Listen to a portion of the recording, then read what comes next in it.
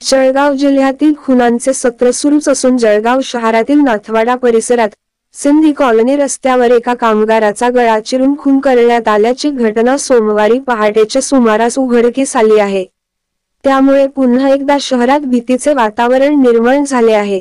मिळालेल्या माहितीनुसार जळगाव शहरातील नाथवाडा परिसरात राहणारे ललित प्रल्हाद वाणी वय 45 हे सुप्रीम कंपनी गाडेगाव येथे कामाला आहेत।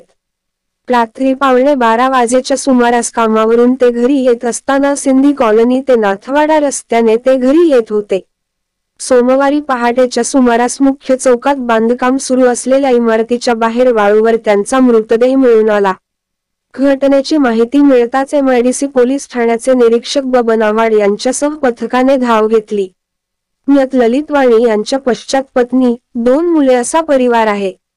अज्ञात इसमांनी त्यांच्या गळ्यावर वार केल्याने त्यांचा मृत्यू झाला आहे। दरम्यान उपविभागीय पोलीस अधिकारी संदीप गावित हे घटनास्थळी पोहोचले असून फॉरेन्सिक टीम नमुने घेतले। मयताचा खून का केला, कुणी केला याचा अद्याप उलगडा झाला नसून पोलिसांनी तपास चक्रे वेगाने फिरवली आहे। मयताची बॅग रस्त्याच्या कडेला मिळून आली आहे।